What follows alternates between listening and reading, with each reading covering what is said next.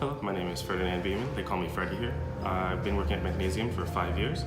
On top of being a math instructor, I also come up with a lot of tools and games for the kids to get ahead and learn how to do the more complicated tasks that they have to do. The thing that I like most about working at Mathnasium is working with children who feel like that school is frustrating, either because they aren't teaching things in a clear way, and I can try to clarify things for them here, or because they think that school is moving too slowly, and I can put them ahead where other places wouldn't. So, hello, Ella. Hi, my name's Hello. Ella Brown. So, yeah, this is Ella Brown. She's in first grade. Freddie. Yes, this is Freddie. Hello. So, Ella Brown. I am going to be trying to explain this page to you, right? Because you haven't seen it yet. Okay, so, what does this say? Can you read it? How many tens are there? Mm-hmm. So, what do you think they mean by that? Oh, okay, fine. I guess you know it. Mm-hmm. Okay. Okay.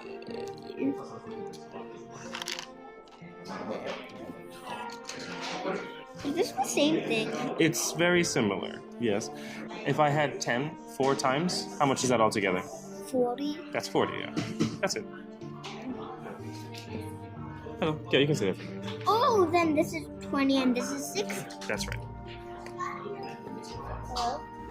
So one of the challenges of working here is probably working with the children who are transitioning into late middle school as the math becomes more and more disconnected from what they would expect to be doing in real life. So what I've been trying to do is to either make it an intellectual exercise so they can just enjoy doing for the fun of it, or to find some way that is connected to their real life that they wouldn't have expected. So my favorite thing, probably, about the Mathnasium curriculum is the way that we teach percentages here. We break the word down into 4 every 100, so it's not just some abstract idea, and then we'll work through multiples of 100 and then pieces of 100, so the children at least have a general sense of what this word means, and it's not just something that they would do mechanically anymore. Okay, so this is Emily. Say hello, Emily. Hi. Okay, so Emily is working on the mastery check for percentages. She's done pretty well so far, but now we've gotten up to the challenge. And she's like, I don't know how to do that. Focus? Okay, good. So, what do you think you're going to do? I think I'm supposed to do 8 times 4 first. Okay, you can try that. And 8 times 4 is 32. Alright, so you should write that down somewhere so you don't lose track of it. Okay, so now, what do you think you want to do now? 1/2 times 4. Yeah, so do you know what that is? Yeah, it's 2. Great, okay. You're writing it down. Alright, and now what do you do with those 2 numbers? Do you add them? Mm-hmm. So 32 plus 2 equals 34. Okay. Do you think that's your answer? Yes. It is your answer. One of my favorite things about working at Mathnasium has been trying to employ the Socratic method as much as possible. Rather than just trying to get children to sit down and mechanically work through an answer, I'm constantly questioning them or having them question their own answers. Is this correct? And if so, why?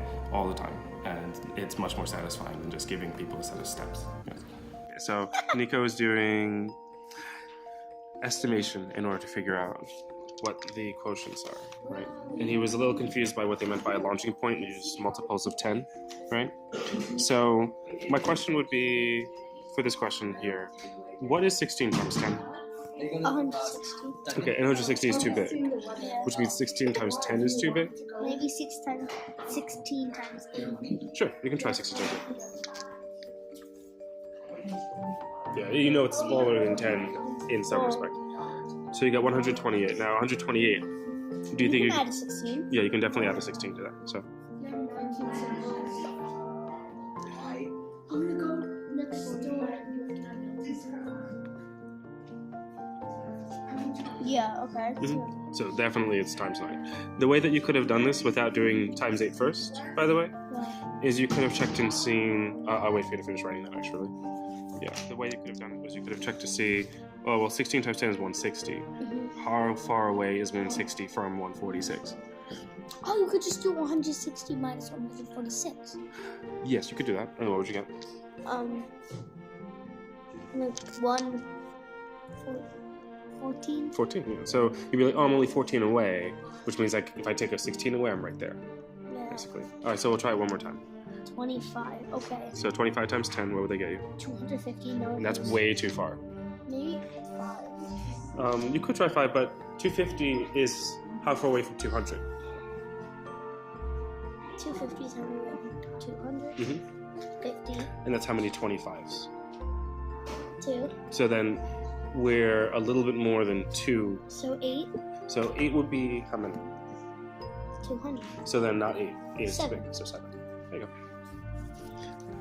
So one thing I've learned after working here is that I actually like working with children. I didn't know that until 5 years ago, actually. So I changed majors and became an aspiring teacher. I'll be graduating next fall. I made so many great connections here with the kids and the parents that I couldn't imagine doing anything else.